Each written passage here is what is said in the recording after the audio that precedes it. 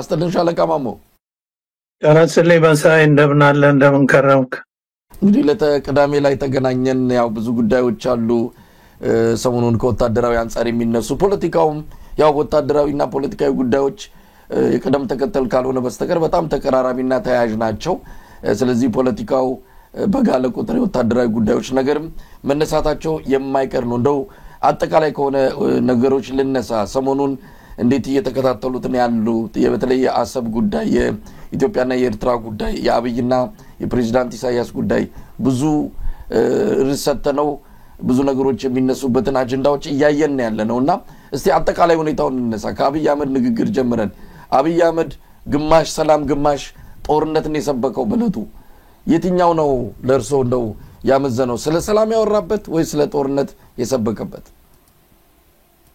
አመሰግናለሁ መሳይ እንግዲህ አገራችንን ያለችበት ሁኔታ ያው ሁሌም ስለሚያሳስበን ስለሚያስጨንቀን ያው ብዙ ነገሮችን እንከታተላለንና አሁን ደግሞ ሰሞኑን የምንሰማው ነገር በአብዛኛው የጦርነት ቆሞ ሰላም መጥቶ ሰው ልጆች በሰላም ወጥተው የሚገቡበት ሀገርም ከውድመትና ከውድቀት ከድህነት የምትላቀቅበት ሁኔታ እውን ይሆናል ብለን ተስፋ ስናደርግ ወይንም ስንመኝ ከጥንት ጀምሮ አሁን እንደውም የሰሞኑ ጠቅላላ ወደ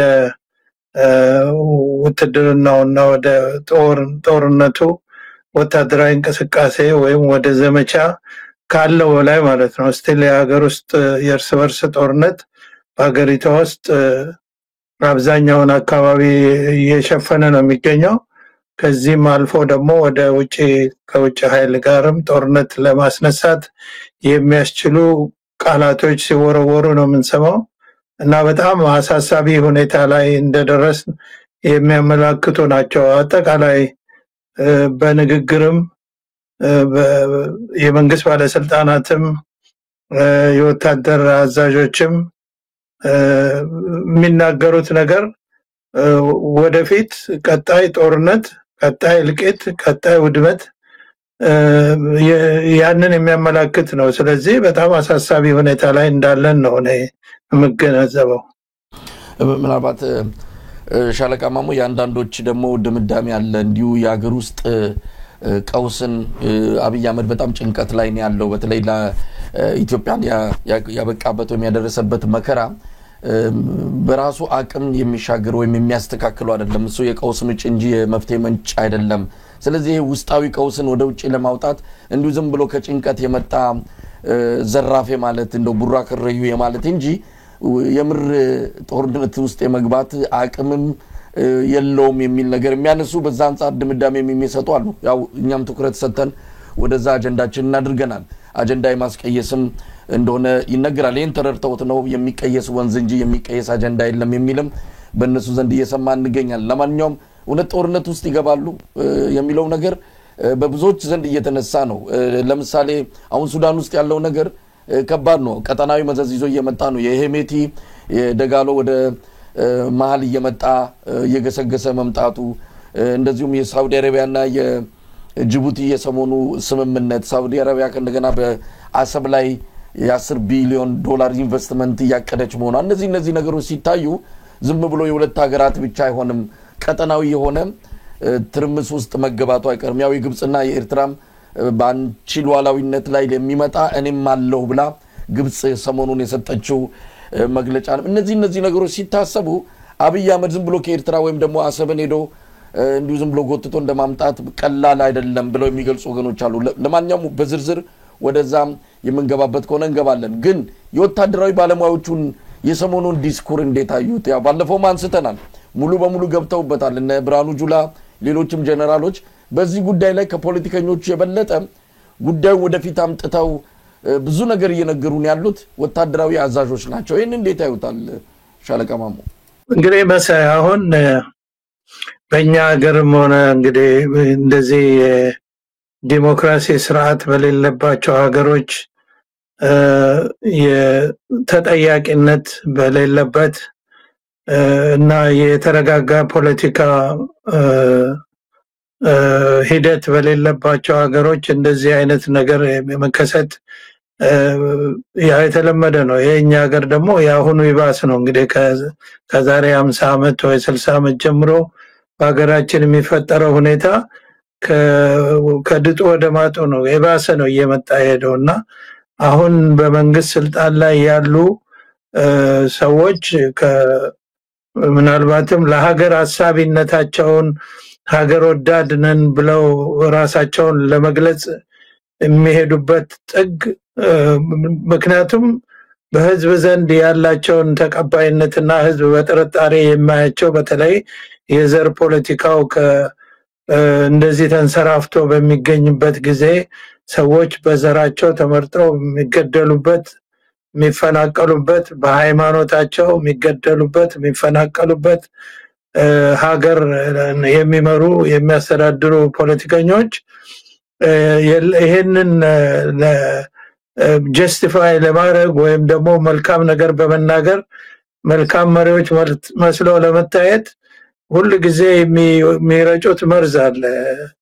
ግን እሱ ባክፋየር ነው የሚያደርገው እንጂ አንዳችም የዘለቄታ ውጤት አያስገኝምና ወታደራዊ አመራሮቹም እርስ በርሳቸው ወይም ከመንግስት ለመንግስት ያላቸውን ታማኝነት ወይም የመንግስትን ዓላማ አራማጆች መሆናቸውን ለማረጋገጥ ወይም ማረጋገጫ ለመስጠት በሚመስል ሁኔታ ነው ፖለቲካውን ተከትለው ነው የፖለቲካ ሰዎችን ተከትለው ከወታደራዊ ባለሙያ ወይም ከሊደርሺፕ ሚሊተሪ ሊደርሺፕ የማይነገር የማይባል ነገር ነው የሚሉትና ወታደራዊ መርሆም ሆነ ወታደራዊ ስልትም ስትራቴጂም ያልሆነ ነገር ነው። በተለይ አጉራ ዘለል ሆነው እስከ ውጪ የሚደርስ ፉከራና ወይም ዘለፋ የሚመስል ነገር የሚናገሩት ያው ለፖለቲከኞቹ ታማኝነታቸውን ወይም ላለቆቻቸው ታማኝነታቸውን ለማሳየት ነው የሚመስለው እንጂ የኃይል ሚዛን ማስጠበቂያ ኃይል ስለሆነ እድገት ስለሆነና በዛ ደረጃ ነው እንግዲህ የውጭ ኃይል የሚታየው የታወቀ ነው። የትኛውም ሀገር የዛ አይነት አሰራርን ይከተላል። ከዛ ይሄ ባንዳ የሚለው እኔ የወጣትነት እድሜን በሙሉ በሚባል ደረጃ ወደ 20 ዓመት ለሚጠጋ ጊዜ በጦርነት እሳት ውስጥ እንዳለፈ ሰው በህይወት ተርፈው ከሚገኙ ሰዎች መካከል ነኝ ከጦርነት እሳት ውስጥ እና ጦርነትን አይቼዋለሁ። ፖለቲካ ደግሞ ጦርነትን እንደሚፈጥር ፖለቲካ ደግሞ ትክክለኛ በአንድ ሀገር ላይ ትክክለኛ ብቃት ያለው ሀገሩን የሚያስቀድም እና ደግሞ ከጦርነት ይልቅ ሰላም ምን ያህል ዋጋ እንዳለው የሚረዳ ችሎታ ያለው መንግስታዊ ስርዓት ህዝብንና ሀገርን የሚያስቀድም የህዝብን ፍላጎት የሀገርን ፍላጎት የሚያስቀድም መንግስታዊ ስርዓት ካለ ጦርነት አይኖርም። እኛ 30 ዓመት ከነፃ አውጪዎች ጋር ወይም ከሽምቅ ተዋጊዎች ጋር የተዋጋ ነው። በዛ ሀገር ላይ ለዛ ጦርነት ሰላማዊ ወይም ፖለቲካዊ መፍትሄ ሰጪ መንግስታዊ ስርዓት ባለመኖሩ ነው። አሁን ደግሞ ሁሌም እንደምለው አሁንም መንግስት ስልጣን ላይ ያለው አገዛዝ ለዚህ ከዛ ጊዜው ላነሰ የፖለቲካ ጥያቄ ፖለቲካዊ መፍትሄ መስጠት የመብት ጥያቄ የፍትህ ጥያቄ ፖለቲካዊ መፍትሄ ማስጠት ባለመቻሉ ነው አሁንም የእርስ በርስ ጦርነት ሀገሪቷን እያመሳት ያለው። አሁንም ደግሞ ከዛ በኋላ ደግሞ ይሄ ጦርነት ምን እንደሚያመጣ ምን አይነት ጉዳት እንደሚያደርስ የወጣትነት እድሜን አልፌበት ያየው ስለሆነ በፍጹም አገንስት ጦርነት ነው እኔ ሁሉ ጊዜ የምናገረው። ጀስቲፋያብል አይደለም አሁን የሚደረገው ጦርነት። እንደገና ደግሞ ጀስቲፋይ ሊደረግ የማይችል ሌላ ጦርነት ደግሞ በኤርትራና በኢትዮጵያ መካከል አንደኛ ጀስቲፊኬሽን አለው ብዬ አላምንም።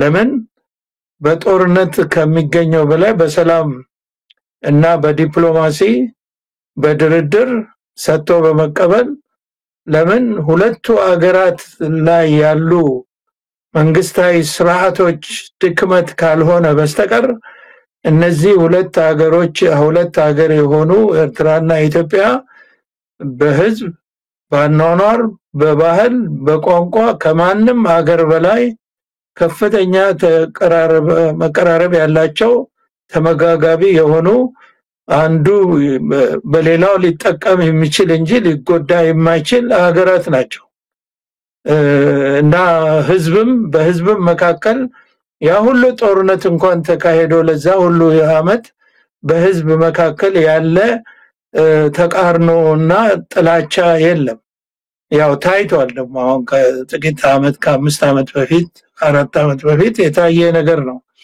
በአንድ ጊዜ ከ20 ዓመት መቆራረጥ በኋላ አንድ ጊዜ በበሩ ሲከፈት ሰላም መጣ እርቅ መጣ ሲባል እየታየው ነው የህዝብ ሁኔታ ግን ሁለቱም ሀገር ትክክለኛና ህዝብን ሀገርን ጥቅም የሚያስቀድም መንግስታዊ ስርዓት ካለ ያለ ጦርነት ዘለቄታዊ መፍትሄ ሊገኝ የሚችል ነው ኢትዮጵያም የባህር በር የማግኘት ኤርትራም በዛ ባህር በር ኢትዮጵያ በመታገኘው ባህር በር ኤርትራም ተጠቃሚ ሆና የምትኖርበት ዘለቄታዊ የሆነ መፍትሄ ሊሰጥ ይችላል ብዙ ሀገሮችን ታሪክ ስናይ በዚህ አይነት ሁኔታ ዘልቀው ትልቅ የሆኑ ናቸው እንጂ በጦርነት ትልቅ የሆነ ሀገር አይደለም ወይም አንድ የሆነ ሀገር አይደለም እና ስለዚህ ከዚህ አኳያ ይሄንን ዋይዝ የሆነውን መንገድ የሚያዩ ሰዎች የጦርነቱ ቅስቀሳና ከበሮ መምታት ውስጥ ማይካተቱ ሰዎች ባንዳ ናቸው ቢባል ምንም ማረጋገጫ የለውም ለምን ጦርነት ዘለቄታዊ መፍትሄ ሊሆን አይችልም ሁለተኛ ጦርነት ደግሞ የሚያመጣው መዘዝ ከወዲሁ ልታውቀውና ልትገነዘበው አትችልም ብዙ መዘዝ ይኖረዋል መጀመሪያው ነው እንጂ የሚታወቀው መጨረሻ አይታወቅም የጦርነት ስለዚህ ለዚህ ይሄንን በተመለከተ እኔ ማየው ከዚህ አኳያ ነው መሳይ ሻለቃማም እንግዲህ ይሄንን አጀንዳ አብይ አህመድ አነሳው ያው የኢትዮጵያውያን እንደው ወደብ ሲባል ባርበር ሲባል ኢትዮጵያውያን አብረውኝ ይሰለፋሉ ከሚል ይሄንን አጀንዳ ማንሳቱ አንዳንዶች አጀንዳውን እንዳይጠቀምበት ማድረግ አለብን አጀንዳው ምናልባት ለኢትዮጵያ ጠቃሚ ነው ስትራቴጂካሊ ያስፈልጋታል በሯ መዘጋት የለበትም ወደብ ያስፈልጋታል የሚለው ትክክለኛ እንኳን ቢሆን በአብይ አህመድ በዚህ አይነት አካሄድ ብሔራዊ ስሜትን ቆስቆሶ ኢትዮጵያ ላይ መከራን ያመጣ ሰው በዚህ አጀንዳ ማካይነት የስልጣን እድሜውን ለማራዘም የተጠቀመበትን ማክሸፍ ይገባል ብለው ያመኑ ሰዎች አጀንዳውን አብረው ይዘው ግን ደግሞ በአብይ አህመድ አካሄድ ሳይሆን በተለየ ሁኔታ ከአብይ እጅ ነጥቀን ማድረግ አለበት ብለው የሚያምኑ ሰዎች አሉ እንደው በዚህ ወቅት ላይ ኢትዮጵያውያን ከአብይ አህመድ ጎን ተሰልፈው አንድ ሰው ህይወት መጥፋት አለበት ወይ በዚህ ጉዳይ ላይ ያስፈልጋል አስፈልግም ሌላ ነገር ነው ግን አብይ አህመድ ኢትዮጵያ ላይ ካመጣው መከራ ከማንንም በላይ ብሔራዊ አደጋ ሆኖ ሱሳለም አብይ አህመድ ይሄንን ገና ሁላችንም ስሜት ይነካል ተብሎ የሚታመን አጀንዳ ስላነሳ አብሮ ከበሮ መደለቅም ሆነ ከሱ ጎን መሰለፍ ይገባል ወይ ያው አደም እንደገለጽኩት ይሄ አንደኛ ጦርነት በምንም ምክንያት በዚህ ባሆነ ኢትዮጵያ ባለችበት ሁኔታ ሀገር ውስጥ ቢሆን ከውጭ ደግሞ ከዛም በከፋ ሁኔታ ከውጭ ኃይል ጋራ ከሌላ ሀገር ጋራ ጦርነት ውስጥ መግባት በፍጹም እንትን አይደለም ጀስቲፋይብል አይደለም የሚደገፍም አይደለም ለኢትዮጵያ የሚጠቅም አይደለም ስለዚህ አጌንስት ጦርነት ከጦርነት ውጭ በሆነ መንገድ ግን ኢትዮጵያ የሚያስፈልጋትን ነገር ማግኘት እንደምትችል አምኖ ያንን በዛ ላይ መቆም ነው እኔ እንኳን አይደለም በእንደዚህ አይነት ጀስቲፋይ ሊደረግ በማይችል ነገር አጌንስት ጦርነት ነው የኔ አቋም ለምን አይተነዋል ያ ሁሉ ህዝብ አልቆ ያ ሁሉ ሀገር ውድመት ደርሶ መጨረሻው ምን እንደሆነ ያየነው ጉዳይ የምናውቀው ያለፍንበት ነውና ይሄኛው ጦርነት ደግሞ ምንም ጀስቲፋይ ሊደረግ የማይችል ስለሆነ በአገንስት ጦርነት ቁርጥ አቋም ይዞ መቆም ያስፈልጋል። ኢትዮጵያ ይሄንን ሌላ ጦርነት አፎርድ አታረግም። እንደገና ደግሞ ለኢትዮጵያም የሚበጅ አይደለም፣ መዘዝም ይኖረዋል። እንደገና ዘለቄታዊ ጥቅምም አያስገኝም። ዘለቄታዊ ጉዳትና ውድመት ካልሆነ በስተቀር ዘለቄታዊ ጥቅምም አያስገኝም። እንደተባለው እንትን አጀንዳ ዳይቨርት ለማድረግ ይሄ ብዙ ሀገራት አምባገነን መንግስታት ሲጠቀሙበት የነበረ ዘዴ ነው። በጦርነት በሀገር ተወረረ በሚል የህዝብን አንድነት ማግኘትና በስልጣን ላይ መቆየት ይቻላል። አንዳንድ ጊዜ ራሱ ጦርነትም ስልጣን ላይ ለመቆየት አንድ ሚንስ ነው ብለው የሚያስቡ እንዳሉና በዓለም ታሪክ የታወቀ ነገር ነው። ለዛም ተብሎ ከሆነ የህዝባችን ይሄንን ጦርነት መደገፍ የለበትም፣ መሳተፍም የለበትም። ምናልባት ጦርነቱ ከመጣ ያለ ህዝብ ድጋፍ ደግሞ ጦርነት ብዙ ፋክተሮችን መናገር ይቻላል። ግን በደፈናው የሀገራችን የውስጥ እልቂት መተላለቅ መጀመሪያ ቆሞ ኢትዮጵያ አንድ ሆና ወደ 70% የሚሆነው ህዝብ የሚኖርበት አካባቢ ከሆነ በርስ ጦርነት እየታመሰ ነው የሚገኘው እና እንዴት እንደዚህ አይነት ሲቹዌሽን ውስጥ ያለ ሀገር እንደገና ሌላ ሀገር ላይ ያለኝን መብት ወይም ደግሞ እንፈልገውን ላስፈጽም ይችላል ብሎ ለሌላ ጦርነት ይዘጋጃል? ይሄ እኮ ምንም እንትን እኮ መፈላሰፍ ወይም ደግሞ እንትን ሊቅ መሆን እኮ አያስፈልግም። እዚህ እኮ እኛም በከፍተኛ አሁን በኋላ ልንነጋገር እንችላለን። ሀገር ውስጥ እኮ የሚካሄደው ጦርነት በቀን ስንት ሰው ይሞታል፣ ስንት ሰው ይቆስላል፣ ስንት ሰው አካለ ጎደሎ ይሆናል። ከሁለቱም ወገን ከመንግስት ኃይልም ከታጣቂዎችም እንደገና ደግሞ ከህዝቡ ሰላማዊ ህዝብ የሚኖርበት አካባቢ የሚካሄድ ጦርነት ህዝብ ጨራሽ ነው። 3 እጥፍ ከታጣቂው 3 እጥፍ የሚያልቀው የሚጎዳው ህዝብ ነው። ይሄን ደጋግመን ተነጋግረናል። ይሄ ያለበት ሀገር ይሄን ለዚህ ሶሉሽን ለመስጠት ቀን ከሌሊት አጀንዳውም ንግግሩም ውይይቱም ሁሉም ነገር መሆን ያለበት ይሄ እልቂት በየቀኑ ያለው እልቂት የሀገር ውድመት ከስረት የሀገሪቷን ኢኮኖሚ እየበላ ሀገሪቷን ታጠበ ልብስ እየጨመቀ ደረቅ እያረጋት ያለ ጦርነት እንዴት ነው የሚቆመው? መቼ ነው የሚቆመው? ምን አይነት ሶሉሽን ነው የሚሰጠው የሚለው ነው እኮ ፕራዮሪታይዝ መደረግ ያለበት እንጂ ሌላ ጦርነት ደግሞ እንዴት እናምጣ? አሁን ምን ሀገራችን ይሄ ነገር ያስፈልጋታል፣ ስለዚህ የሌላ ሀገር ወረን ይሄንን ማስፈጸም አለብን የሚለው እኮ ኢቭን ጀስቲፋያብል ቢሆን እንኳን አሁን ጊዜው አይደለም። ለሀገር ውስጥ እኮ እልቂት ላይ ነው ያለው እኮ ሰዎች በዘራቸው እየተመረጡ በሃይማኖታቸው እየተመረጡ እኮ ይታረዳሉ፣ ይገደላሉ።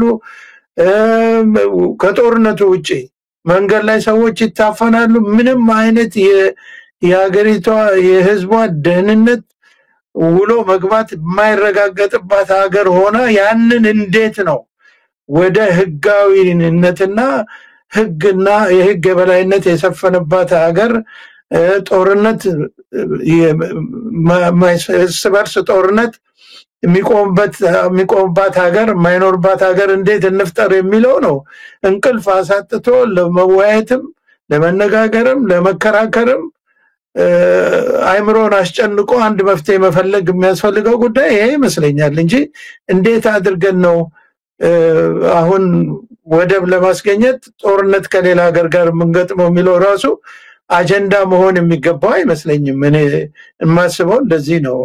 እንግዲህ ይሄን ነው ምለው በዚህ ላይ መሳይ እንግዲህ ቀደም ሲል ሻለቃ ማሞ አብይ አህመድ እንዲሁ ዝም ብሎ የውስጡን ጭንቀትና የውስጡን ቀውስ ውጫዊ አድርጎ እድሜ ለመግዛት የህዝቡን ትኩረት ወደ ሌላ ለማድረግ ምክንያቱም በኑሮ ውድነት በበርካታ ማህበራዊ ኢኮኖሚያዊ ፖለቲካዊ ውጥንቅጥ ውስጥ ያለች ሀገር ናትና ህዝቡ ከፍተኛ ጭንቀት ውስጥ ያለን ህዝብ በእነዚህ አጀንዳዎች ወጥሮ የመያዝ ነው ስለዚህ ወደ ጦርነት አያመራም ዝም ብለው እንዲሁ ፉከራና ሽለላ ብቻ ነው እንላለን ግን ደግሞ የአብይ አህመድ ሁኔታ ብዙ ጊዜ ማይታመን ነው ሰውየው ግንበት ውስጥ ያለ ሰው አይደለም ይሄ አጉል ጀብደኝነትም ስላለበት ጦርነት ሊከፍት ይችላል ብለው የሚሰጉም አሉ ከዛ ውስጥ አንዱ የታለ ሰው አሁን ሰው በጦርነት ሊሳተፍለት አይችልም ሲባል አሁን በቀደም በፓርላማም የተናገረው አለ እዚህ ላይ ማስተያየት ሊሰጡ ይችላሉ በየአመቱ አንድ ኤርትራ እየፈጠርን ነው እኛ 3 ሚሊዮን ሰው ነው በየአመቱ የሚወለደው ኢትዮጵያ ውስጥ ስለዚህ የሰው ችግር የለብንም አንድ ጊዜ በፓርላማ ብሎታል በአንድ ጊዜ 1 ሚሊዮን 2 ሚሊዮን ሰው ማሰለፍ እንችላለን ብሏል ስለዚህ በሰው ጎርፍ ጦርነቱን ለማካሄድ ቢፈልግስ በዚህ ደረጃ ንቃተ ህሊና ያለው ግንዛቤው ያለው በተለይ ከገጠር አካባቢ ሰብስቦ አምጥቶ ስራጡም ብዙ ነው እንግዲህ በትምህርት ምክንያት በርካታ ኢትዮጵያውያን ወጣቶች በአሁን ሰዓት ስራ ማግኘት አይችሉም ትምህርት መማር አይችሉም ስለዚህ እነዚህን ወደ ጦርነት የመማገድ ከዚህ ባሻገር ደግሞ በቴክኖሎጂም የሚለው አለ በቴክኖሎጂም ጭምር ቤት ቁጭ ብለን ከቢሮአችን ሆነን ጦርነት ማካሄድ እንችላለን የሚልም አንዳንድ በሱ ጀነራሎች የሚነገረውም አለ በእነዚህ መልኩ ጦርነቱን ማካሄድ ይችል ይሆን አብይ አህመድ እንግዲህ አሁን ብዙ ነገር ነው አንድ ላይ ያደረከው ይሄ ጦርነቱ እንዴት ይካሄዳል ውጤቱ እንዴት ኮዲሁ ማወቅ ውጤቱን ማወቅ ይችላል በሚለው እንትን እናየዋለን እና ግን ዞሮ በዚህ አሁን ባለንበት ዓለም በተለይ ምንም ነገር አይሆንም ማለት አይቻልም የሱዳን ጦርነት እኮ እነዚህ ሁለት ጀነራሎች ጦርነት አንስተው ሱዳንን ለዚህ ደረጃ ያደርሷታል ብሎ ያው ሁለቱ ሲጋጩ ሲጣሉ ብዙ ነገር ሲደርስ ይታያል ነገር ግን ለዚህ ያክል መጠን ያለው ጦርነት ይደርሳሉ ብሎ ያሰበ ሰው የለም እና ያው ጦርነቱ ተነሳ ሱዳን እንዳለ አሁን ሱዳን አለች ማለት አይቻልም ሱዳን የታጣቂዎች ምድር ሆናለች ሰላማዊ ህዝብ ተፈናቅሏል ወደ 10 ሚሊዮን የሚደርስ ህዝብ እንግዲህ ከሱዳን ፖፑሌሽን አቋያ በጣም እንደኛ ብዙ ቁጥር ያለው ህዝብ አይደለም ያላቸው እና በጣም አሰቃቂ ሁኔታ ሱዳን እንዳለ እየወደመች ነውና እኛም ሀገር እንደዚህ አይነት ነገር አይሆንም ማለት አይቻልም ግን ለሀገሩና ለህዝቡ የሚያስብ ሰው ይሄ ነገር ውጤት ሳይሆን እንደው መዘዝ ይኖረዋል መዘዙም ደግሞ ኢትዮጵያን ራሷን የሌላ ሀገሮች ጦር ሜዳ ሊያረጋት ይችላል እንደነ የመን የሚል ስጋት ሁሉ ካሁን በፊትም ተነጋግረናልና ይሄ ሰውን ለማሰለፍ የሚችል ማለት የሚሰለፍ ሰው ይጠፋል ወታደሩ አለ በየጊዜው በ3 ወር በ2 ወር የሚሰለጥን ሰው ኃይል አለ በብዙ ሺህ የሚቆጠር እንዴት ተደርጎ በ10 ሺና በ20 ሺህ ሰው በአንድ ካምፖስ እንደሚሰለጥን ራሱ ማመን ያቅታል በምን አይነት ኑሮ በምን አይነት የኑሮ ደረጃ በምን አይነት አሰልጣኝ በምን ያህል አሰልጣኝ በምን አይነት ገላጭ 500 እና 400 ሰው ለማሰልጠን ራሱ በዩኒት በመቶ በጓድ ገላጭ መኖር አለበት አሰልጣኝ መኖር አለበት ዝም ብሎ ስልጣና ዝም ብሎ በመደዳ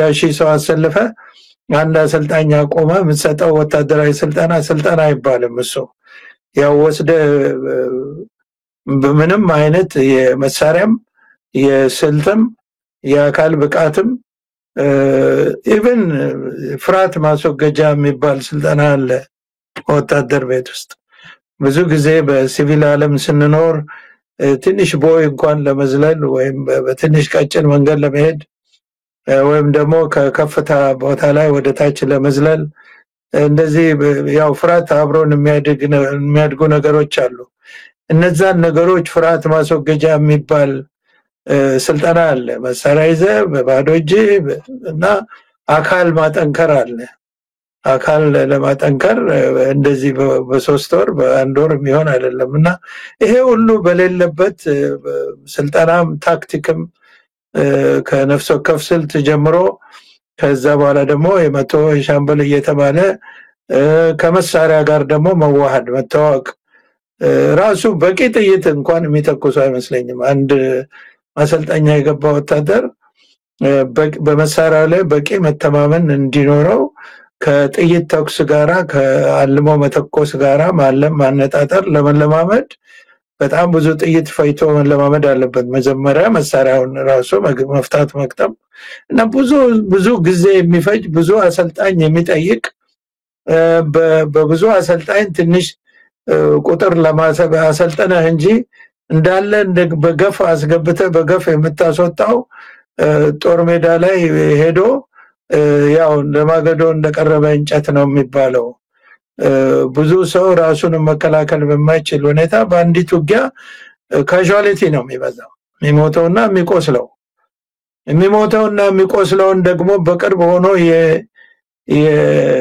የነፍስ ማነው የፈርስት ኤድ ከዛ ደግሞ ድሬሰር መጥቶ ቁስሉን ማቁሞ በትክክለኛው መንገድ ወደ ሆስፒታል ተወስዶ በቅርብ ርቀት የፊልድ ሰርጀን ሆስፒታል ሰርጀሪ ዶክተሮች ኖሮ ማከሙ ከሆነ ከሚቆስለው ውስጥ የሚሞተው ነው የሚበዛው በደም መፍሰስ እና በልዩ ልዩ እንትኖች በተውሳኮ ማለትም ኢንፌክሽን እልቂት እኮ ነው። እኛ ሀገር ጦርነት እኮ አይደለም የሚካሄደው። ዝርዝሩን ብንነጋገር እኛ ሀገር የሚካሄድ ጦርነት እልቂት ነው እና እንዲህ አይነት ባለበት የሀገር ውስጥን እንኳን በተገባ የወታደር ትጥቅና ትሬኒንግ የሰለጠነ ወታደር አድርጎ መዋጋት ሳይቻል እንደገና ደግሞ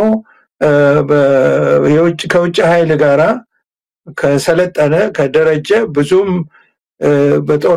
ከጦርነት ለረጅም ጊዜ ጦርነቱ ሳይሳተፍ በሚገባ የደረጀ ሊደርሺፕ አመራር ወታደር ከታይ ከበታሽም ጀምሮ የዳበሩ ነባር ወታደሮች ከዛም ነባር መኮንኖች ያሉበትን ኃይል ጋራ ጦርነት ለማድረግ ማሰብ ያው እንዲሁ ዝም ብሎ የሚታሰብ አይደለም። ወታደር እንደዚህ አይደለም የሚያስበው።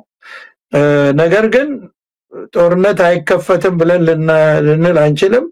ግን ውጤቱ ለሀገር ለህዝብ ለኢትዮጵያ የሚሆን አይሆንም። የብደት ነው የሚሆነው። ያው እንደ ሌሎች ሀገሮች ኢትዮጵያን አሁን ካለችበት የእርስ በርስ ጦርነት ወደ ከፋ ደረጃ ይወስድ ካልሆነ ይሄንን የእርስ በርስ ጦርነትም እንደገና ደግሞ የውጭንም ጦርነት በአንድ ላይ አሁን እንዳልከው ቴክኖሎጂውን በኋላ እናያለን ስለ መሳሪያ ውጤት ሊያመጣ የሚችል እንደማይሆን እኔም ያለምንም ጥርጥር መናገር እችላለሁ። እንግዲህ ሻለቃ ማሞ ያው ሰሞኑን ከተነሱ ጉዳዮች አንዱ የአብይ አህመድ አገዛዝ ከፋኖ ጀርባ የተለያዩ ኃይሎች አሉ ነው። ባለፈው ወሎ ላይ በተደረገው ውጊያም ለፋኖ ነጥብ ለመንፈግ ወይም ደግሞ ፋኖን ውቅና ለመንሳት እዛ ድረስ የገቡ ወይም ደግሞ ይሄንን ያቀናጁ በብዙ ነገር የጦርነቱ የዛ የጥቃቱ ባለቤቶች ኤርትራውያን ወይም ደግሞ ሻቢያና ወያኔ ነው የሚል ሰጥቷል። አሁን ደግሞ ግብጽም እየገባችበት ነው። ከፋኖ ጀርባ ግብጽ አለች የሚል ነው። ምቱ እየተነከረ ሲመጣ የውጭ ኃይሎችም አቅራቢያ ያሉ ኃይሎችም ብዙ አካላት እየተነሱ ፋኖን ያግዛሉ እየተባለ ነው። ስቴን ጉዳይ እንዴት አይውጣል ሻለቃ ማሞ?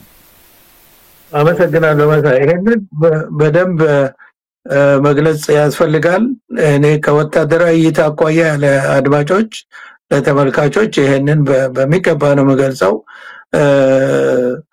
እንግዲህ አሁን ዝም ብሎ ፖለቲከኞች እንደማያወሩት ሳይሆን የተለመደ ነው። የጠላት ወዳጄ ነው የሚል አስተሳሰብ ያው መሬት የያዘና የታወቀ ነው። ማንም ኃይል በጠላትነት የሚፈርጀው ሀገር ወይም ኃይል ካለ በዛ ላይ በጠላትነት የተነሳውን ኃይል ደግፎ ጠላቱን በእጃዞር ለማጥቃት አይሞክርም ማለት አይቻልም። ድሮም ነበረ፣ አሁንም አለ፣ ወደፊትም የሚኖር ስለሆነ የሚያስደንቅ አይደለም። ግን ዛሬ ኤርትራ ፋኖን ትረዳለች አትረዳም ከማለታችን በፊት በኢትዮጵያና በኤርትራ አገዛዞች መካከል ወይም በመንግስታት በፖለቲከኞች መካከል ምን አይነት ግንኙነት አለ የሚለውን ማየት ያስፈልጋል። እንግዲህ ካሁን በፊት ለሀገርም ሆነ ለህዝብ በግልጽ ባልታወቀና ባልተብራራ ሁኔታ ከኤርትራ ጋር የተጀመረ በሁለት ሀገራት መሪዎች ሳይሆን በሁለት ወንድማማቾች ወይም ቤተሰብ በሚመስሉ መካከል እንደተደረገ አይነት ግንኙነት የሰላማዊ ግንኙነት ነበር። ከዛ ቆየና ያ አሁን ግንኙነታቸው ምንድነው? ብዙ ፖለቲከኞች እኔ ፖለቲከኛ አይደለም እንደማንም ሰው ፖለቲካን እከታተላለሁ ግን ብዙ ፖለቲከኞች ፖለቲካ ሰዎች ሲጠይቁ ነበር ምንድነው የነዚህ መሪዎች ወይም የነዚህ መንግስት ባለስልጣናት ግንኙነት በዚህ ደረጃ በምን ተስማምተው ነው? ምን የተፈራረሙት ነገር አለ? ህዝብ አውቅም ፓርላማ አውቅም ፓርላማ ለነገሩ ኢትዮጵያ ውስጥ ያለው ፓርላማ ያው አሁን ደግሞ በትክክል እንደተረጋገጠው የህዝብ ተወካዮች ምክር ቤት ነው የሚባለው ስሙ። እኔ ግን የመንግስት ተወካዮች ምክር ቤት ቢባል የተሻለ ይመስለኛል። መንግስትን ደግፎ ነው። እንደውም አንድ ጊዜ ጠቅላይ ሚኒስትሩ ሲናገሩ የሰማሁት ባረሳውም አንድ ዶክተር ነች መሰለኝ ጥያቄ ጠይቃ የወከለኝ ህዝብ ይሄንን እንድል ጠይቆኛልና ይሄ ነው ጥያቄ ብላ ስትል አንቺ ደግሞ የት ነው ህዝብ ወከለሽ ብልጽግና ነው ከሆነ ቦታ አውጥቶ እዚህ ያበቃሽ የሚል መልስ ሲሰጥ ሰምቻለሁ። ይሄን ሰምቻለሁና ግንዛቤው እንኳን የለም የህዝብ ተወካይ የሚለው ግንዛቤው እንኳን በሌለበት ከጥንት ጀምሮ ማለት በደርግም ጊዜ ሸንጎ ነበረ በንጉዜም ጊዜ እንደዚህ ምክር ቤት ነው እንደሚባል ነበረ። እንደውም በዛን ዘመን ይሻላል አንዳንድ የግል እንትኖች በዚህ በምክር ቤት ውስጥ መጣው ለህዝባቸው ያው ባላባት ምን ቢሆኑ ለህዝባቸው ይከራከሩ ነበር በንጉሱ ዘመን አስታውሳለሁ። ከዛ በኋላ የመጣው በሙሉ ፌክ ነው። በቃ መንግስትን አቁሞ ለማቆየት መንግስት የሚሰጣቸውን ጥቅም መኖሪያ የኑሮ ደረጃ መሻሻል እንደ ግራንት ተቀብለው መንግስትን ማገልገል እና ለመንግስት ማጨብጨብ እና መደገፍ እንጂ የወከላቸውን ህዝቡም አይጠይቃቸውም እነሱም ህዝብ መወከሉን የረሱ ናቸው። እና ከተለያየ ኮንስቲቲዩንሲ ነው የመጡት ህዝብ ላይ የሚደርስ ነገር አለ ያልተደረገልኝም ያልሆነልኝ ብሎ መከራከሩ ሳይሆኑ መንግስት የሚናገረውን በመደገፍ ነው። እነሱ የመንግስት ተወካዮች ናቸውና ስለዚህ ፓርላማም የሚያውቀው ነገር አልነበረም። ያ እንትን ወዳጅነት አንዳንድ ቦታ ሲፈራረሙም የሚታይ የፕሮቶኮል እንትን ይታይ ነበር። በምንድን ነው የተፈራረሙት የሚለውም አይታወቅም። እና ያ ከሆነ በኋላ አሁንም ደግሞ ያ ተለውጦ በቃ የለየለት ጠላት ደግሞ ጠላት ሆነው በተለይ ከኢትዮጵያ በኩል ከፍተኛ ዛቻ ይሰነዘራል በኤርትራ ላይ። እንደውም እነሱ በዚህ ቁጥብ ናቸው ይመስለኛል ብዙም ሲናገሩ አንሰማም። እና እንደዛ ሆነ በምን ምክንያት ነው አሁን ትንሽ ጠቅላይ ሚኒስትሩ እንደዚህ ተባብለን ነበር ሲሉ ሰምቻለሁ። ይቅርታ እኔ ያው ሀገሬን በጠቅላይ ሚኒስትሩ ላይ ከፍተኛ ማለት በሚሰሩት ስራ በሚያደርጉት ድርጊት ሀገሪቱን ህዝቡን እዚህ አሁን ያለበት ደረጃ ላይ ያደረሰ በመሆኑ ፍጹም በጠቅላይ ሚኒስትሩ ላይ እምነትም ክብርም የለኝም። ግን የሀገሬን ክብር ለመጠበቅ ስል አንቱ እያልኩ እናገራለሁ። እና ጠቅላይ ሚኒስትሩ ትንሽ እንደዚህ አሰብን እንደዚህ ተባብለን ነበር እዛ እንደዚህ ወስደን ነበር የሚል ተናግረዋል። በጣም እኔ እንደው ይሄንን ፖለቲከኞች ወይም ዲፕሎማት የነበሩ ሰዎች የዲፕሎማሲ ባለሙያዎች ብዙ ቢናገሩት ጥሩ ነው። እንዴት እንደው ያንዳንዱ ሰሞኑንም ጀነራል ባጫ ደበሌ ይሄንኑ በማስተጋባት እንዲተባብለው ነበር ፕሬዝዳንት ኢሳያስና አብይ አህመድ እንዲያውርተው ነበር ያውቁ ነበር ይተዋወቁ ነበር አሰብን አንስተው እንዲያውግተው ነበር የሚል አጀንዳ ወይም ዜና በጣም ሲመላለስ ያየው ነውና ይሄ እንደው ለማስረጃና ለፍሬ ነገር በቅቶ በደጋፊነት መምጣቱ በራሱ አስገራሚ ነገር ነው። በጣም እንግዲህ ጠቅላይ ሚኒስትሩ ሲናገሩ የሰማሁት እንደዚህ ተባብለን ነበረ፣ መንገድም እየሰራን ነበረ፣ እንደዚህ ክሬንም እንደዚህ የሚለው ነገር በእውነት እንደዚህ ነው እንደ በሀገር ደረጃ እንደገና የሀገር ጥቅምን ከፍተኛ ኢትዮጵያ ከፍተኛ ገንዘብ ነዋይ ነው የምታፈሰው ለጅቡቲ ወደብ እንደገና ደግሞ ከዛ በኋላ ከዛም በላይ ደግሞ ኢትዮጵያ በጅቡቲን በመታከል ሀገር የህልውና ተንጠልጥሎ አንድ ቀን ጅቡቲ መስመር ቢዘጋ ህልውና ላይ ምን ሊመጣ እንደሚችል በሚያሰጋ ሁኔታ ከሌላም ብዙ ከሚናገሩት ከሴኩሪቲም ከሌላም አኳያ ኢትዮጵያ በወደብ እጦት ምክንያት ከኤርትራ ጋር ባለ ቁርሾ ምክንያት በፊትም ደግሞ በኤርትራ ነፃ በመተወጣበት ጊዜ ኢትዮጵያዊ ሳይሆን የኢትዮጵያ ጠላት የሆነ የመንግስታዊ ስርዓት ባለበት ሁኔታ የአሰብ ሁኔታ ሳይነሳ ከኤርትራም ጋራ ድርድር ሳይደረግ በዛ መንገድ ከተቋጨ በኋላ አሁን እንደገና ያንን ነገር ነፍስ ዘርቶ ወደ ኢትዮጵያ ወደምትፈልገው ለማምጣት እንዲህ ነው እንደ ድርድር የሚደረገው? እንዲህ ነው እንደ የሀገር መሪዎች የሚነጋገሩት?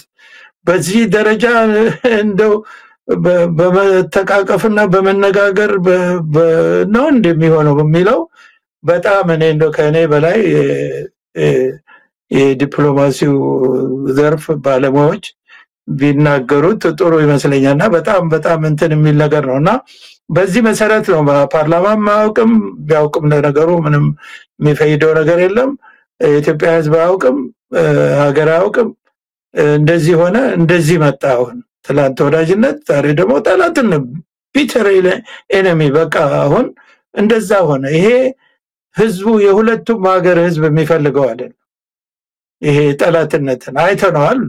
የሁለቱ ሀገር ህዝብ እኮ ያሁሉ 30 ዓመት ጦርነትም ሲካሄድ አሁን በዚህ ባጭር ጊዜ ውስጥ በትግራይ እና በአማራ ክልል የተካሄደውን አይነት የሰዎች የህዝብ መቋሰል ደረጃ የደረሰ ነገር ተነግሮም ተሰርቶ ማውቀምና ስለዚህ ይሄ ነው የሆነው። አሁን ይሄንን ካነሳው ኤርትራና ኢትዮጵያ አሁን በዚህ ደረጃ ያሉ ቀደም እንዳልኩት የጠላት ወዳጄ ነው በሚለው ኢትዮጵያ ኤርትራ ሆነች ግብጽ ፋኖን አትረዳም ብሎ ለማለት ለምን አትረዳም? ዋይ ኖት የነበረና ያለ እኮ ነው። የረቀቀ ታክቲክ እና እንትን እኮ አይደለም። ግልጽ እኮ ነው። ጠላትን ግን በተጨባጭ ግብጽ ቀርቶ የኤርትራ መንግስት የፋኖ ኃይሎችን በርግጥ እየረዳ ነው ወይ የሚለውን ነው እኔ ጥያቄ ውስጥ አግብቼ ለማየት የሞከርኩት። እኔ እውነቱን ለመናገር ከሆነ ፋኖን ረድቼ የኢትዮጵያን አገዛዝ እንዲጥሉ ላድርግ ብሎ ቆርጦ የተነሳ መንግስታዊ አቅም ያለው ኃይል ካለ የፋኖ ኃይል አሁን ያለበት ደረጃ ላይ ሊገኝ አይችልም። ይሄ ነው ከወታደራዊ እይታ አኳያ የማውቀውን ያለፍኩበትን ነው የምናገረው። ለምሳሌ ይሄን የምልበት ምክንያት ከወታደራዊ እይታ አኳያ ለምሳሌ ፋኖ በአሁኑ ወቅት ማርኮ ከሚታጠቀው መሳሪያ ውጪ በመንግስት አቅም ደረጃ ድጋፍ የሚገኝ መሳሪያ ይዞ አታጥቆ አላየንም። በቅርብ ጊዜ ነው አሁን ዙ 23 ማረከ ተብሎ ምናልባት አንድ ሁለት ዙ 23 የማረከው ሊኖር ይችላል። እሱም በቂ ጥይት ይኖረው አይኖረው አላውቅም። እንግዲህ ስራ ላይ አውሎት ግዳጅ ላይ አውሎት ይሁን አይሁን አናውቅም። ብዙ የረጅም ርቀት መድፍና ሮኬት አወንጫፊ መሆን መሳሪያን አልታጠቀም። በመንግስት አቅም ደረጃ የምትረዳው እንዲህ አይነት መሳሪያዎችን እንጂ አሁን ፋኖ እንዳደረገው ወይንም በእንትን በኦሮሚያ ይሄ ማነው የኦሮሞ ነጻነት ግንባር ወይም ሸኔ የሚሉት እሱ እንዳደረገው ብዙ ነፍስ ወከፍና የእግረኛ ድጋፍ ሰጪ መሳሪያዎችን ማርከ መታጠቅ ትችላለህ። እንደዛ ነው። ያው መቼም ብዙ ነገር ይባላል። አሁን የሸኔ ሁኔታ በመንግስት እጅ እንዳለበት ይነገራል። ትንሽ ኮምፕሊኬትድ የሆነ ነገር ነው እዛ አካባቢ። ግን ፋኖ በአብዛኛው መሳሪያ የታጠቀው የማረከው ነው።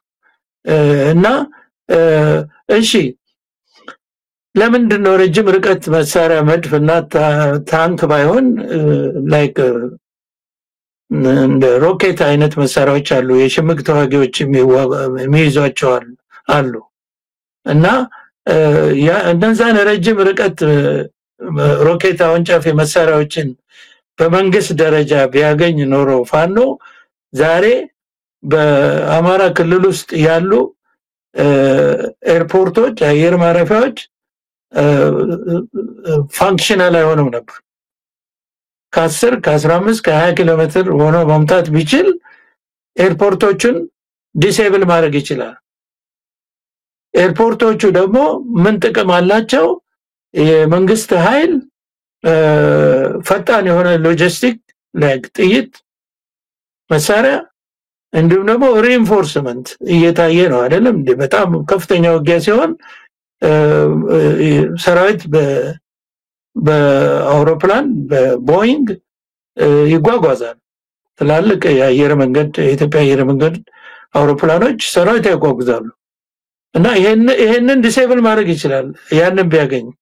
እና ረዳለው ያለ መንግስት ካለ የሚረዳ ከሆነ እኔ የማየው የት አለ የረዳው?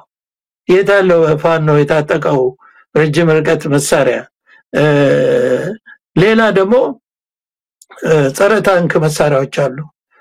እነዚህ ጸረ ታንክ መሳሪያዎች አሁን ፋኖ የታጠቃቸው ሳይሆኑ ሌሎች አድቫንስድ የሆኑ ከአርፒጂ 7 በላይ የሆኑ መሳሪያዎች አሉ። ዘመናዊ ታንኮችን ሊያወድሙ የሚችሉ ከታንክ ጋር ውጊያ በሚደረግ ጊዜ ታንኮችን ልታጠፋበት የሚችል ሚሳኤል ሮኬቶች አሉ። እነዚህ ሮኬቶች በመንግስት ደረጃ ድጋፍ ካልተገኘ በስተቀር ቀጥታውን እንደ ፋኖ አይነት ኃይል ከገበያ ገዝቶ ሊያገኛቸው አይችልም፣ ወይም አክሰስም የለውም። ስለዚህ የላቸውም። በኢጅፕት ቀርቶ ኤርትራ ብትረዳ ኖሮ ፋኖን በተገቢ መንገድ በቁርጠኝነት ይዛ ይህን መንግስታዊ ስርዓት በፋኖ ኃይል እንትና ማነው ወያኔ እኮ ወደ አዲስ አበባ ሲገሰግስ ማነው መድፈኛ አይደለም ሞርተር ምድብ የለው። የሞርተር ምድብተኛ ተኳሽ ያልነበረው መድፍ እኮ እስከ 130 ሚሊ ሜትር መድፍ እኮ ታጥቆ ነው የመጣው። ባምቦ በኩል ታንክ በሪያ ደረጃ ያለው 122 መድፍ ቢኤም የማረኩትም አለ። መጀመሪያ ግን ያስታጠቃቸው የኤርትራ ሽምቅ ተዋጊ ወይም ሻዕቢያ ነው። እና በሽምቅ ተዋጊ ደረጃ ያለ ኃይል እንኳን ድጋፍ ከሰጠ የጋራ ዓላማ ካለው እንደዚህ አድርጎ ነው አንድን ኃይል የሚያሳድገው። እና የት አለ ጸረ ታንክ መሳሪያ እና አየር መቃወሚያ አንቲ ኤርክራፍት መሳሪያ ከፍተኛ አቅም ያላቸው ልዩ ልዩ አንቲ ኤርክራፍት መሳሪያዎች አሉ። እነሱን ቢይዝ እኮ ፋኖ አሁን ትላልቅ ከተሞች የዞን ከተሞችን ዋና ከተማውን ባህር ዳር፣ ጎንደር የሚባሉትን እኮ ለማያዝ አይቸገርም ነበር። የተኩስ ኃይል እኮ ያጣ ነው ማያዝ ማያቅተው። እኔ በግልጽ ነው የምናገረው። ይሄ እንግዲህ ከወታደራዊ እይታ ቆየ ነው። እና እነሱማ ማነው የኤርትራ መንግስት እና የኢጅፕት ፋኖን ከረዳ ፋኖ የመንግስትን ኃይል ከአማራ ክልል ለማስወጣት ሳምንታት አይፈጅበትም። ይሄንን ነው ለአድማጮች መናገር እንፈልገው። ስለዚህ የሚነገረው ነገር እነዛ በቁርጠኝነት መጥተው ፋኖን እንዲረዱ ለማድረግ የሚደረግ ውትወታ ካልሆነ በስተቀር ፋኖ ላይ የኤርትራ እርዳታ ትናንሽ እርዳታ ሊኖር ይችላል። በዛ በኩል ጥይት ማስገባት እንዲህ ሲፈልጉ ወይ አልባሳት ሲፈልጉ በዛ በኩል በቦርደር በኩል እንዲህ መረዳዳት ሊኖር ይችላል እንጂ ስራዬ ብለው ተነስተው ኢጅፕትም ማነው ኤርትራም ፋኖን አረዱት። ቢረዱት ለውጡን እናያለን። አንድ ምሳሌ ላንሳ። እኔ ከልምዴ ከማውቀው ነው የምናገረው የምልበት ምክንያት በ1970 ዓመተ ምህረት የዛሬ 48 ዓመት ማለት ነው የምጽዋ አስመራ መንገድ ተዘግቶ አስመራ በ5 እና በ9 ኪሎ ሜትር ሬዲየስ ተከባ ነበርና እዛ ምሽግ ሰርተን ነበር የምንከላከለው አስመራ ዙሪያ። በዛን ጊዜ ለሰራዊቱም ሆነ ለከተማው ህዝብ ነዳጅ፣ ምግብ፣ ጥይት ሁሉም ነገር የሚቀርበው በአንድ ኤርፖርት ነበር። አስመራ ኤርፖርት ማለት ነው። ዮሐንስ አራተኛ ይባል ነበር ኤርፖርት። በዛ ነበር የሚቀርበውና አንድ ቀን እኔ አሁን ወሩን እና ቀኑን አላስታውሰውም፣ ምናልባት አንዳንድ መጽሐፍቶችን ባገላበጥ አገኘዋለሁ ቀኑን እና ወሩን እና ግን በ70 ዓመተ ምህረት ነው የምጽዋ መንገድ መጀመሪያ አካባቢ ማለት ነው። አንድ ቀን ምሽጋችን ውስጥ እንዳለን ከወደ ደቡብ አቅጣጫ ማለት ከመንደፈራ የሚባል ከአስመራ ደቡብ መንደፈራ የሚባል አለ። ከመንደፈራ አቅጣጫ መድፍ የሚመስል ነገር ተተኩሶ በእኛ ላይ አልፎ ከተማ ውስጥ አረፈ። በጣም ከፍተኛ መሬት የሚነቀንቅ ድምጽ ነው ያለው እና ከዛ በኋላ ያ መድፍ ግን ሮኬት ነው እየቀነሰ መጥቶ ኤርፖርቱን መደብደብ ጀመረ። ወደ ኤርፖርቱ ሲጠጋ ያሉት አውሮፕላኖች በሙሉ ከአውሮፕላን ማረፊያ በራንዌይ ላይ እየተጣበቡ እየተነሱ በሙሉ ጥለው ነው ሄዱ። ከዛ በኋላ የላይፍ ላይን የነበረው ኤርፖርት ሲዘጋ የኛ ህይወት ጨለማ። በቃ ቀለብ የለም፣ ጥይት የለም። ከዚህ በኋላ በምንም ይመጣልን በየብስ የለም፣ ተዘግቷል። ወደ ትግራይ መንገድ ተዘግቷል። ምጽዋ መንገድ ተዘግቷል። ምጽዋ ዙሪያ ብቻ ምጽዋ ዛችሁ ደሴቷ ላይ ብቻ ነው የኛ ሰራዊት ያለው። ስለዚህ በቃ እንደዛ የሚሆን ሁኔታ ተፈጥሯል። ምንድነው ይሄ መሳሪያ? በዛን ዘመን እኔ ምናልባት ጀበሃ ነው የምንለው የነበረው። የዛን ጊዜ ጀበሃ ነው የነበረው። ጀበሃ የሚባለው ኃይል በመንግስት እርዳታ ማነው በሀገር መንግስት አቅም ደረጃ አንድ ሮኬት ግራድ ፒ 22 ሚሊ ሜትር ግራድ ፒ የሚባል ለጌሬላ የተሰራ ነው እና በከብት እንትን በጋማ ከብትም ተጭኖ ሊሄድ ይችላል። የግድ መኪና አይፈልግም እና ቧንቧ ነው። እንደዚህ የዚህ የቢኤም 21 አይነት ማለት ነው። አንዱ ባሬል ነው፣ ሲንግል ባሬል ነው። እሱን ነው ጠምደው ጥይቱ ያው ከፍተኛ እንትን ፓወር አለው እና ሮኬት ነው። እሱን ጠምደው ነው የሚተኩሱትና ኤርፖርቱን ይዣለው ብሎ በቢቢሲ ሁሉ ተነግሮ ነበር። ኤርፖርቱን ያስመራን ይዣለው ብሎ ጀባ እና ይሄንን ለምንድን ነው ያመጣሁት? የኛ መድፍ በዛን ጊዜ 105 ሚሊ ሜትር መድፍ ሮኬቱ የሚተኮስበት እንግዲህ ትልቁ መድፋችን እሱ ነው። የመንግስት ኃይል ሆነን ያ መድፍ ሮኬቱ የሚተኮስበት ቦታ አይደርስም ነበር። ይተኮሳል፣ ሮኬቱ ይተኮሳል። ደግሞ እንትን ለማለቅ አሴምብል ለማድረግና አንስቶ ደግሞ ለመሄድ ከ2-3 ደቂቃ የሚፈጅ መሳሪያ ነው። ኢቭን በርቀቱ እንኳን መድፍ ብታደርስበት አታገኘው እና ይሄ መሳሪያ እንግዲህ በመንግስት አቅም ደረጃ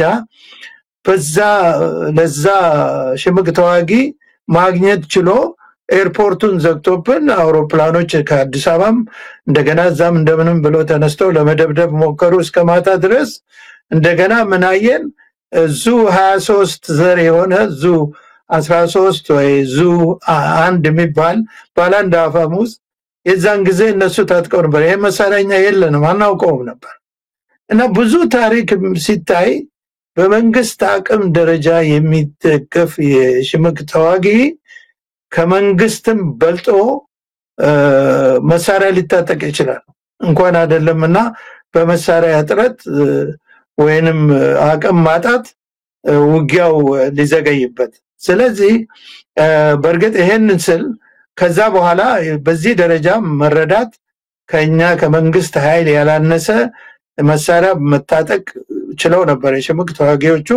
ከዛ ተነስተው ነው ከዛ በኋላ በርግጥ ያው ከኛ ከወገን ጦር በሚማርኩት ታንክ ሁሉንም ነገር የኛ ወገን የታጠቀውን ከኛ ማርከው መታጠቅ ችለዋል። ይሄን መካደ አይደለም። ግን መጀመሪያ ላይ የከፍተኛ የተኩስ ኃይል መሳሪያ ኃይል እንዲበቁ ያደርጋቸው የነበረ የመንግስት አቅም ያለው ኃይል ሽምቅ ተዋጊን ሲረዳ እድገቱ እንደዚህ ነው የሚሆነው። አሁን በመናየው በመንመሰክረው ደረጃ ግን ግብጽም ሆነች ኤርትራ ፋኖን በመርዳት ቆርጣ ተነስታ ለፋኖ ሙሉ ድጋፍ እያደረገች እንዳልሆነ ይሄ አሁን የሰጠውት እንትን መልስ ሊሆን ይችላል እያንዳንዱ ሰው በየገምታለውና ያው የታወቀ ነገር ነው። ያ እንግዲህ አሁን የኢትዮጵያ ጠላቶች እነዚህ ናቸው። ኤርትራም በጠላትነት ያው ወዳጅ ነበረች፣ ጠላት ተብላለች። አሁን ወዳጅ ሲሉን ወዳጅ ብለን አብረን ቆማለን፣ ጠላት ሲሉን ጠላት መንግስት እንዳዘዘው ማለት ነው። እንግዲህ ልክ እንደ ጥንት እንደ አሁን የዚህ ሀገር ታሪክ ስናይ የፊውዳል ስርዓትን እዚህ ሀገር ያመጣው ይሄ የፈረንሳዩ ንጉስ ዊሊያም ዘ ኮንከረር የሚባለው ነውና እሱ ነው የፊውዳል ስርዓት እዚህ ሀገር ያስተዋወቀውና ከዛ በኋላ ከስንት ከመቶ ዓመት በኋላ ነው እነዚህ ሰዎች መንግስትም እንደሚጠይቅ ንጉስንም የሚያስጠይቅ ህግ ማውጣት የቻለውትና እኛ እዛው ያለን ይመስለኛል።